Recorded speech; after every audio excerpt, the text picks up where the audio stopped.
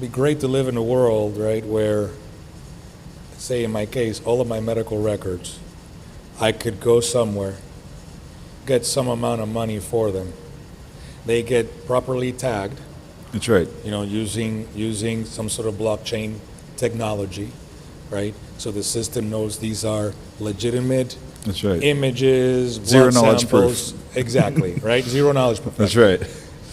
That are mine and who I am and my age and all this stuff. That all is living in a domain that is secure. That's right. That's where the cybersecurity aspect comes, right? Where there's layers and layers of protection so that the questionable players can't have access to. And then there's on top of that an AI engine that is just looking vertically and horizontally and through this data to create models. That's right. Longitudinal models. Right, and if I do this and everyone in Lake Nona does this. That's right. Right, and then everyone in Orlando does this. Now, is it fair to say that the traditional scientific model kind of takes a sidestep because now we have enough data, we don't have access to it, but there's enough data that if an AI is fed with all of it, it can come up with some pretty interesting outcomes. That's right. And pretty interesting predictors of some of these markers that you're talking about. Absolutely. Look at all of the data today that we train is on Kaggle. It comes from Beth Israel in Boston. It comes from Stanford, maybe somewhere else in California or Seattle. It certainly does not come from the south of this country and in Florida and places like this where there's, the rate of BRCA1 in Ashkenazi Jews is 1 in 40 versus 1 in 400 in the national population. It is two different diseases you're talking about here. Yet all the data focuses on one certain sect of the population. So there's no, when I say, precision medicine is broken, it absolutely is broken, right? So it has not been able to keep up with the morbidity and mortality in this country. For whatever reason. Let's not really get into whatever reason. Because we just haven't had the reach. I went to Penn for med school, and I went to CHOP, which is one of the top pediatric children's hospitals. I studied 40,000 kids with ADHD. In West Philadelphia by definition is an African-American community. Maybe 12 of these kids were African-American, period. How do you fix those structural inequalities? Excuse me. How do you fix that statistic? You don't. You really don't. But arguably, the only way to correct for it would be some kind of modeling. At least you should measure it. You will never, think about it, right? You can't go find a black psychiatrist today to go talk to. But we can build you a virtual agent that looks just like you, that is supposed to improve your outcomes based on the literature. That's one way, clearly, that AI can kind of help in those kind of fields where you just can't solve the problem. Give up. You just can't solve the problem, right? Yeah. So what are we missing here in the short term? We're missing a lot of big parts in the long term, right? And I agree with you. Again, you and I have had this discussion before that precision medicine is broken, but it's not as broken as it was 10, 15 years ago, right? What are some of the low-hanging fruit right now? So I think, I feel like I've said this before with genomics. So genomics was supposed to become pervasive, right? The cost of the genome continues to decrease exponentially. I just joined the American Board of Precision Medicine. This is supposed to, thank you very much. But this is to make precision medicine, it's been 10, 12 years since it's been around. But there's no board, which means there's no practice, there's no protocol, there's no standard. It's today we're starting a standard. It's how to run a precision medicine clinic. This is hardly standard of anything, right? This is standard in Harvard and Yale and Penn and Stanford, but not in community medicine America, right? So that's the point of this board, right? To try to make standards. You have this kind of cancer, well, you need these kind of tests. Well, insurance doesn't pay for it, how do you pay for it? There's different models, everything is different, right? If you actually get into, this kind of medicine where it's not standardized, it is by definition personalized. So what I think is AI can really fill that gap, right? AI can build the kind of infrastructure that is severely lacking. You get a mammogram today, 1 in 2 women have a false positive over their life of mammography. What do you do with the false positive? You get a call back. You most certainly don't put it on Instagram or Facebook. That is documented bad for your health, right? But as physicians and as scientists or engineers, we have absolutely failed that portion of the population. There's 40 million mammograms run every year. Congress mandates each one. It's in a Mammography Screening Act of 1986 or whatever. And there's nothing to do with all of this data. This is rich data that is currently in silos. Average patient does not have their medical imaging.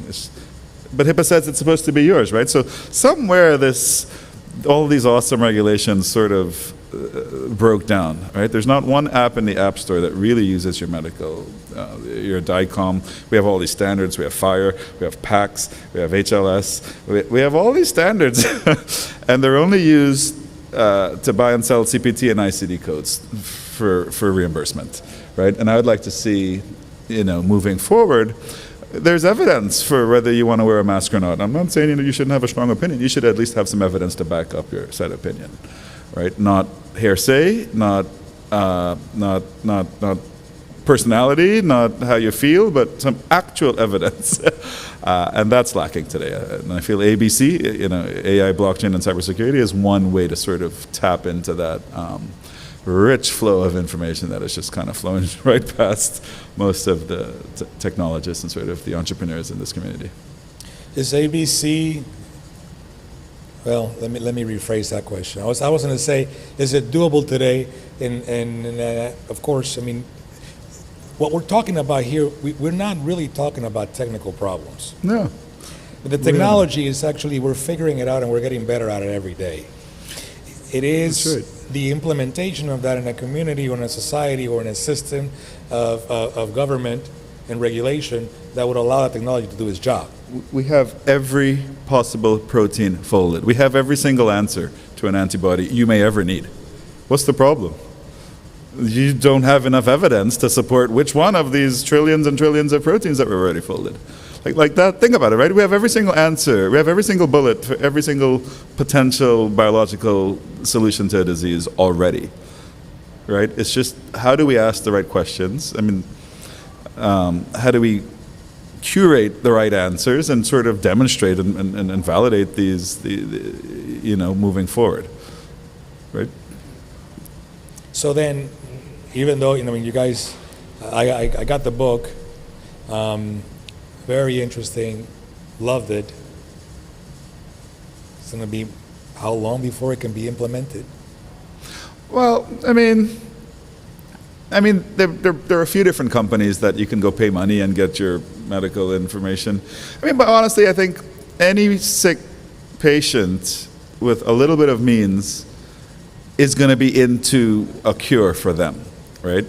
By definition, right? It's easy to get people interested in themselves. It's hard to get a healthy 26-year-old interested in anything, right? But it's easy to get somebody who got a call back for breast cancer interested in, oh shit, now what?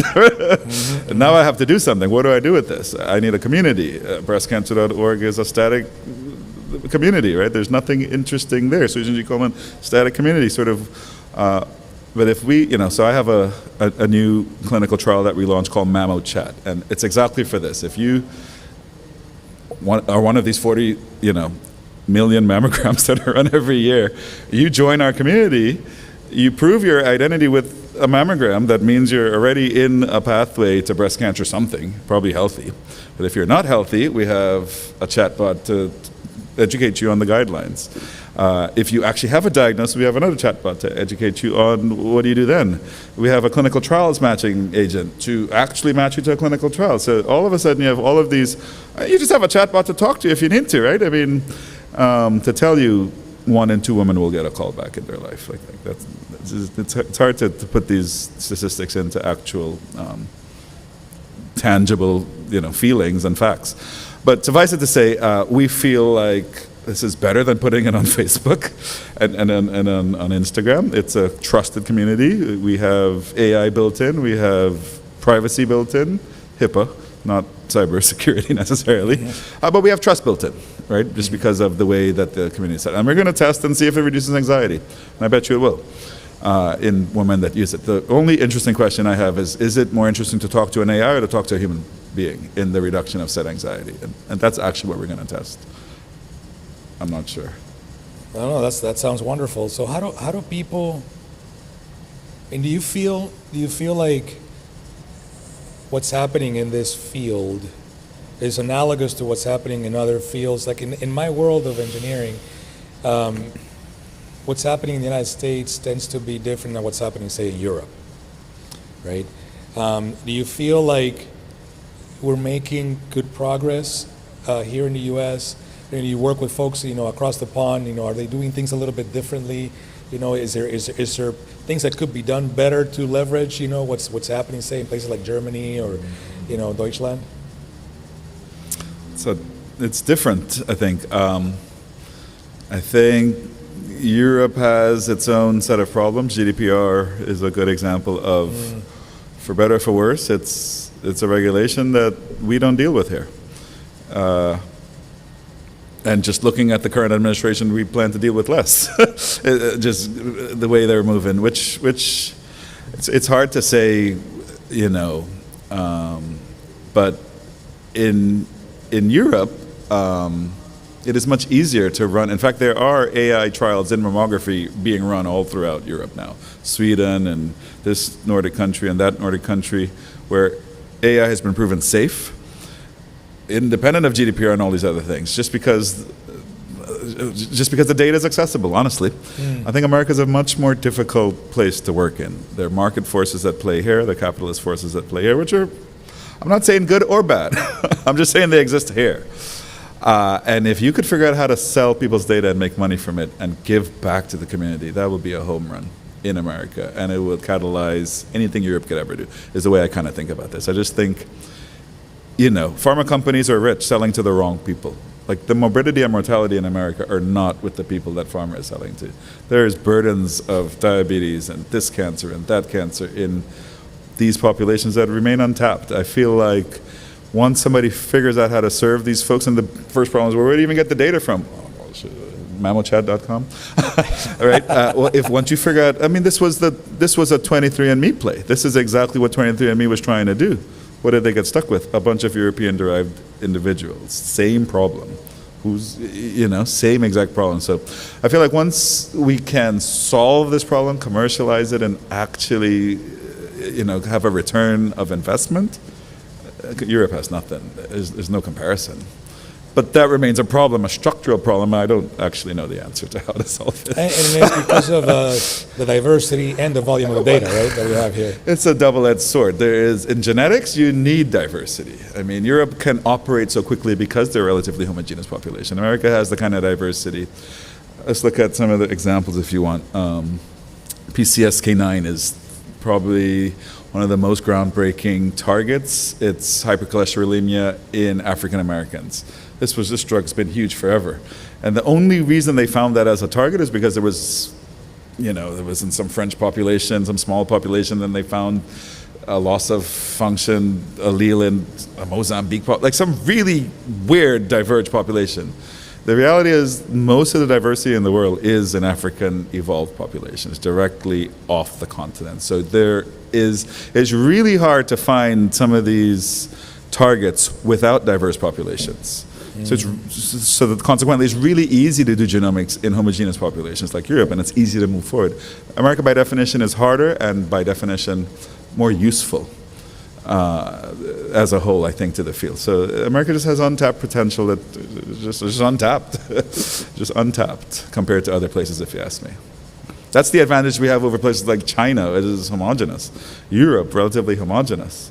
The kind of genomics and precision medicine that American could produce is second to none, I think, because of the way it is. So we have a live audience here, and we also have an audience online. Let's just say that there's investors listening. What do you need to keep doing the work that you're doing? Is it money? Is it more people to go to the mammochat.com, and put their image in there? We just started. we need investment in where there's a need. I think pharma is great. I think pharma is fantastic. I think we need to develop drugs, interventions, therapeutics, digital interventions, digital health, whatever you want to call it, for other people too. I think the market is huge. I think this is a pattern in America over and over and over again, but once this market opens up, it's second to none. I mean, I think it's naive to think commercialization and capitalism is not power of this country. And if that's the fact, that's the fact, no problem. Let it power the country in pharmaceutical, pharmacogenomic, ethno-specific discoveries too, because that is severely lacking. And there's no bound to that, if you ask me. There's certainly a bound to how much discovery and how much we can continue in the same way we've been continuing. It's almost impossible to find a new drug because you're looking in the wrong places. I mean, you're very saturated where you're looking. I mean, how much more statins do you need, right, to go attack the same problems? But if you find a PCS case, that's a huge, that's a multi-billion-dollar find, and then I think there's plenty to be found. We just haven't looked. We haven't been able to look. It's not we haven't looked. We just haven't been able to look, for whatever reason. Well, we have a couple of minutes left, Dexter, and I hope that you can hang out with us afterwards, sure. And address some of the folks that are here. 3 thoughts you want to leave people with after talking about all this stuff we talked about. I mean, we can talk about any one of these things for hours. The whole the blockchain element in AI and cyber, it's super interesting. But people need to get more involved. People need to ask the right questions. People need to ask. Yeah, so I said one already, right? So none of this happens without buy-in from the experts, which in this case are the doctors. I think medicine is an interesting field where you have a divide between, you have somebody making so much money, a job at Google is not really that interesting to them. And that's the problem. Like, physicians are one of the few people that Google can't really lure. Maybe they could, but the kind of people they lure are not the kind of physicians you want to learn from. Put it that way, right? So the real leaders in the field are the leaders in the field. And you really have to have their buy-in some way for this to be successful. Otherwise, you have a bunch of engineers running a bunch of Kaggle algorithms, just perpetuating some bias that just makes the whole field look bad. Like honestly, that's to me what happens. So you really have to have serious buy-in from serious med schools, serious systematic approaches to this. 1, I think 2.